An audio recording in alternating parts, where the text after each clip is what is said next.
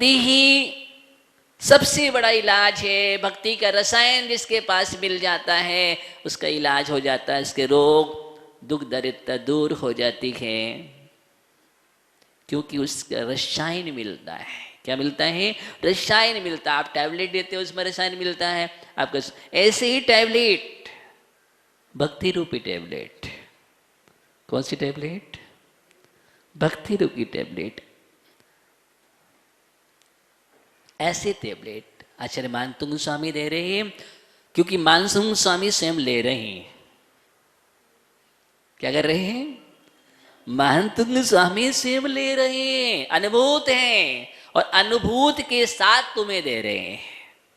ऐसा नहीं, पहले अनुभव कर रहे हैं, लेकर के देख लिया क्या पावरफुल पोटेंशियल इसमें है, इतना पावरफुल है, इसके समान कोई पावरफुल नहीं है।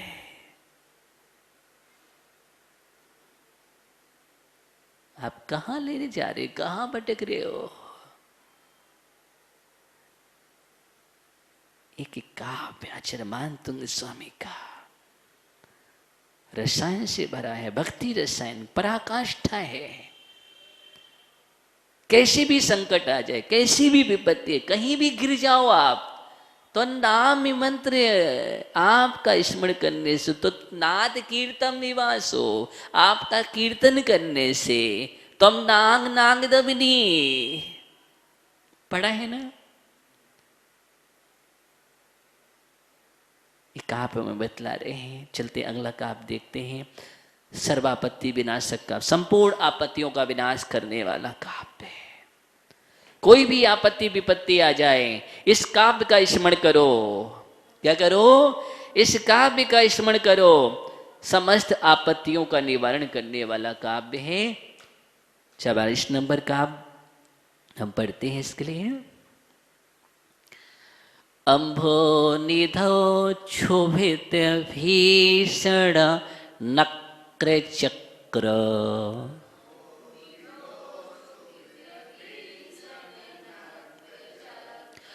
पाठीन पीठ भय दौलवण वाड़ी बाग्नौ,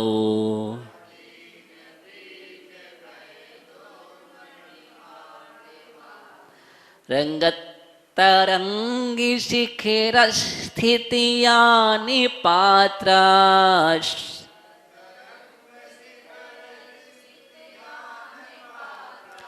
त्रशं विहाय भवता स्मरणाद् व्रजन्ति,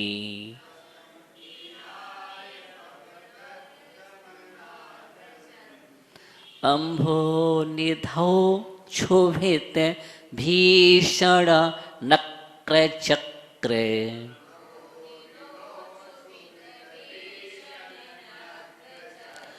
पाठीन पीठ भय दौलवण बाड़ी बाग्नौ,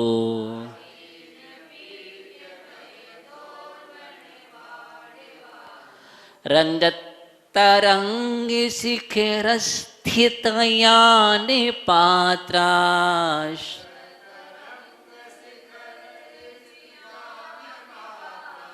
त्रशं विहाय भवतः स्मरणाद् व्रजन्ति।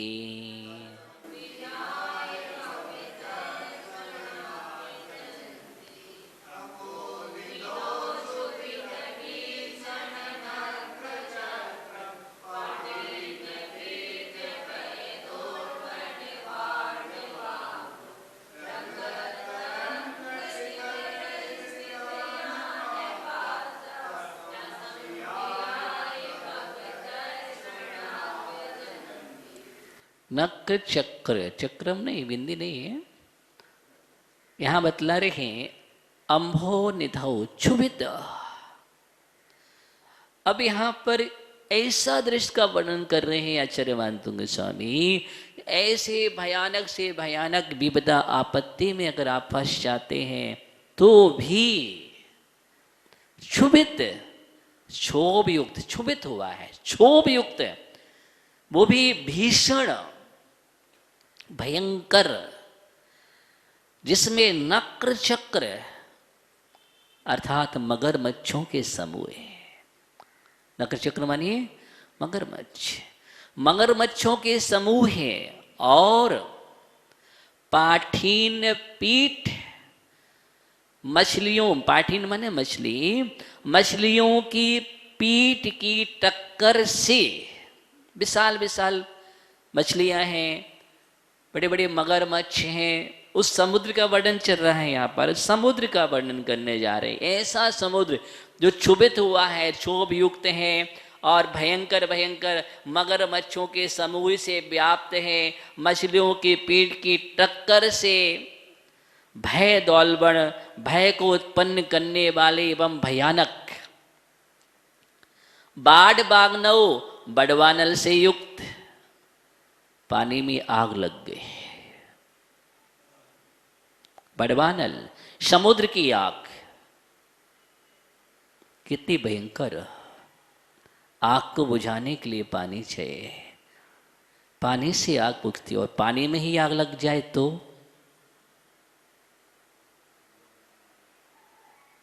बड़वानल से युक्त, पानी की अग्नि से युक्त समुद्र में ऐसे रसायन आपस में टकरा जाते हैं, चट्टानों से चिंगारे उत्पन्न, ऐसे आप समुद्र में आग फैल जाती है।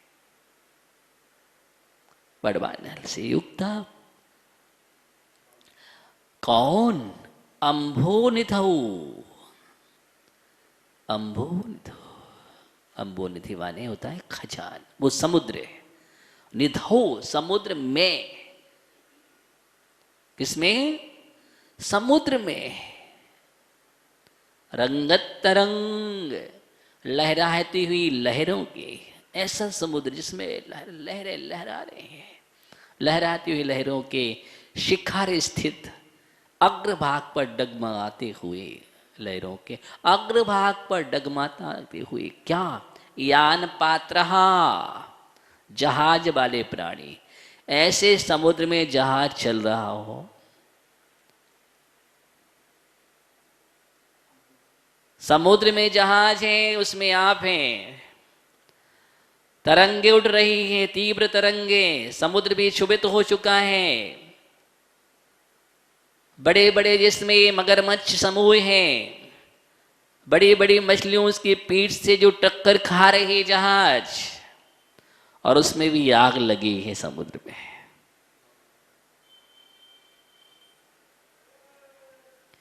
ऐसा जहाज वाले प्राणी स्मरणात्, स्मरण से त्रासम घबराहट को ब्याह माने छोड़कर ब्रजंती किनारे चले जाते हैं।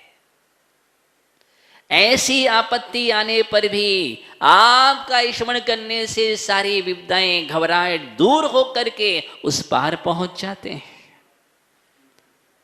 सिर्फ आपका स्मरण करने का प्रभाव है। किसका प्रभाव है? आपका स्मरण करने से हे भगवान, बड़वानल की अग्नि और समुद्र के तूफान हो तो भी आपका स्मरण करने वाले निडर होकर यात्रा करते हुए सागर को पार कर लेते हैं, उस पार पहुंच जाते हैं। वो हमारी नौका उस पार पहुंच जाते हैं। हे भगवान, भंवर में नैया, किसमें? तेरे ही भरोसे। हाँ, किसके भरोसे डाल दे? तेरे ही भरोसे, आपके भरोसे। देखो ये भक्ति यही तो बात कर रही है, भगवान आपके भरोसे।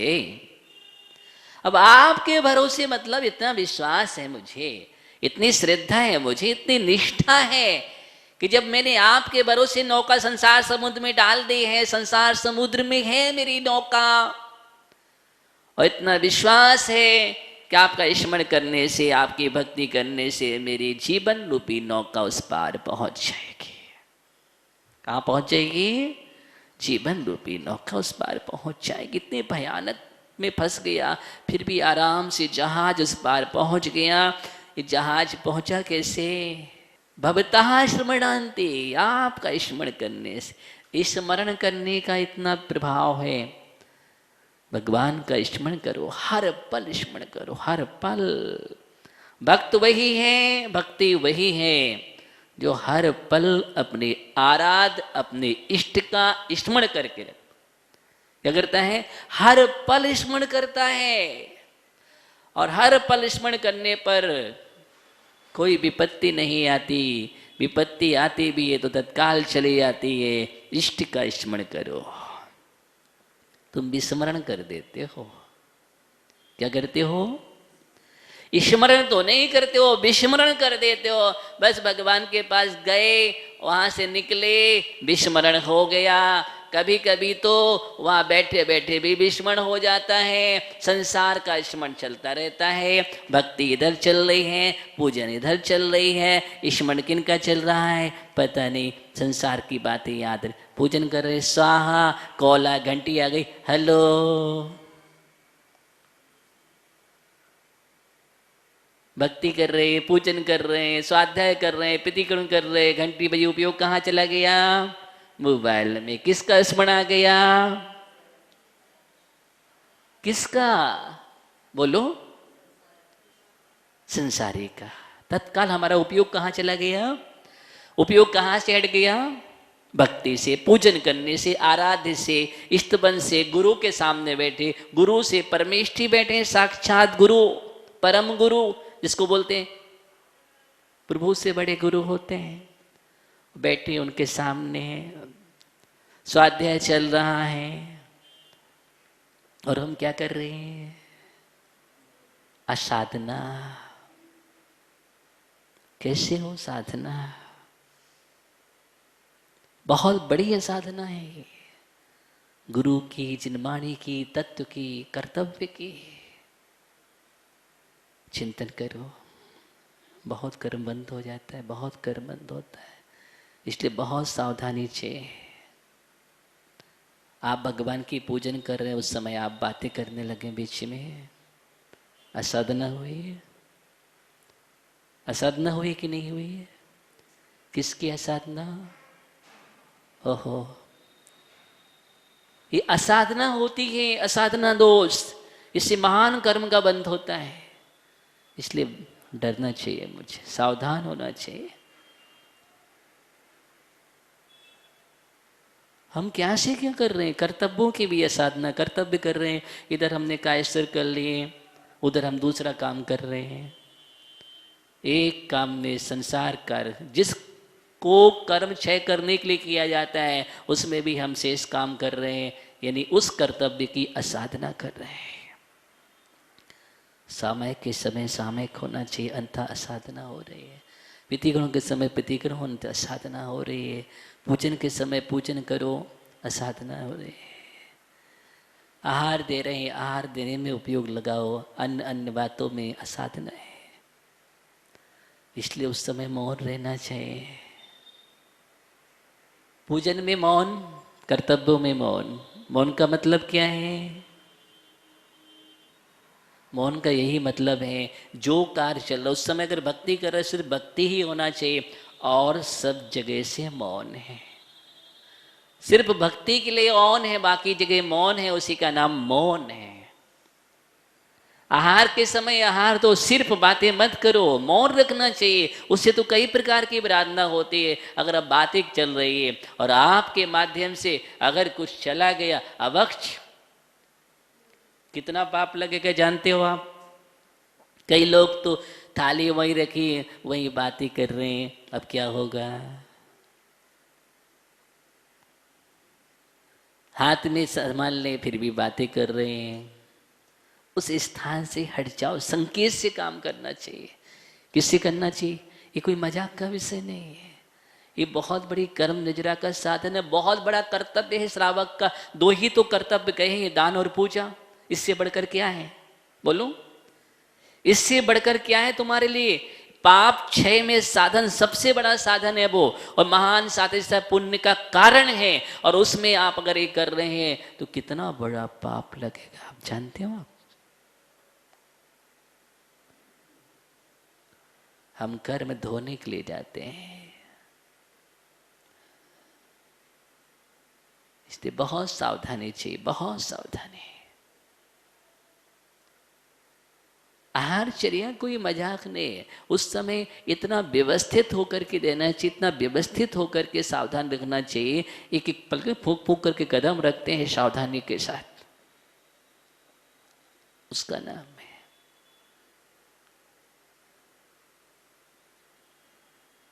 विचार करो।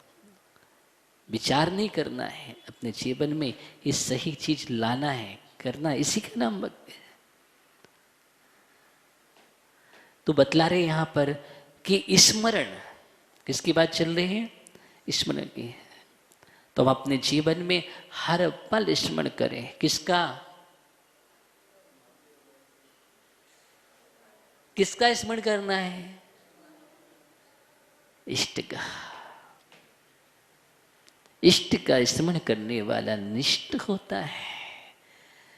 इष्ट का स्मरण करने वाला निष्ठ होता है, वही शिष्ट होता है, वही विशिष्ट होता है। इसलिए मोक्ष मार्ग की लिस्ट में